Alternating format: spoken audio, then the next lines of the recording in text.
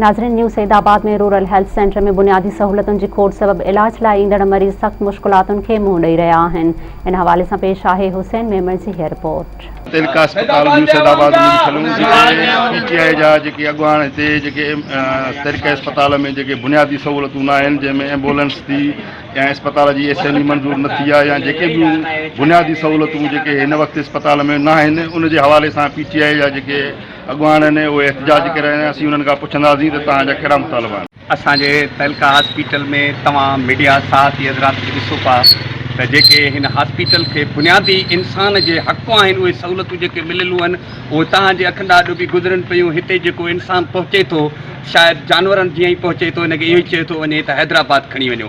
हता की हीअ मेन हाईवे जी सिविल हॉस्पिटल आहे। हिते ऑपरेशन थिएटर एमरजेंसी कोन्हे, हिते ब्लड जेको बैंक कोन्हे का, ब्लड लेबॉर्ट्री कोन्हे का, ऐं फर्स्ट एज लाइ असां वटि सर्जन कोन आहिनि, ICU रूम कोन्हे, एम्बुलेंस कोन आहिनि जो असां कंहिं सीरियस मरीज़ खे किथे पहुचाए सघूं। हार्ट अटैक जे बीमारियुनि जी का एमरजेंसी कोन्हे का, या टाइफाइड या मतिलबु त जेके बुखार अचनि था उन जे हिसाब सां बि हिते का बि सहूलत मौजूदु कोन्हे। त हिते केॾी महिल बि अचो, एक्सीडेंट जे हवाले सां अचो, डिलीवरी केस सां हवाले अचो त तव्हांखे डॉक्टर आणण लभ, दवा आणण लभ, का बि टेस्ट सहूलत कान्हे, कंहिं बि क़िस्म जी का सहूलत कान्हे। ट्रामा सेंटर हेॾो वॾी बिल्डिंग ठही आहे, माना उन में कुता बिला पिया फिरनि त का सहूलत, हिकिड़ो ज़ीरो सहूलतूं आहिनि।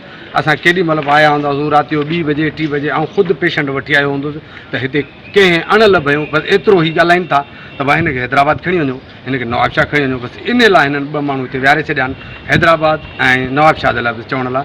बाक़ी तहलका अस्पताल 2005 खां दर्जो रुगो ॾिनो वियो आहे, न सिंध गवर्नमेंट जी पोइवारी कई आहे।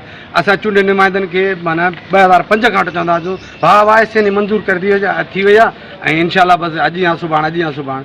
इनखे 2005 ताईं हेसि ताईं तव्हां लॻायो त घणो टाइम 15 साल थी विया आहिनि। 15 साल ताईं कंहिं बि क़िस्म जी इम्प्रूव कान थी आहे। शहर खे नेशनल हाईवे लॻे थो जेको बिल्कुलु उन जे क़रीब आहे, ऐं बिल्कुलु डिस्ट्रिक्ट मटियारी जे हिसाब सां असां ॾिसंदासीं का बि अहिड़ी डिस्ट्रिक्ट न आहे जंहिंखे नेशनल हाईवे लॻे, ऐं उन जे हिसाब सां काफ़ी हादसा थियनि था जंहिंजे करे का बि बुनियादी सहूलत न आहे।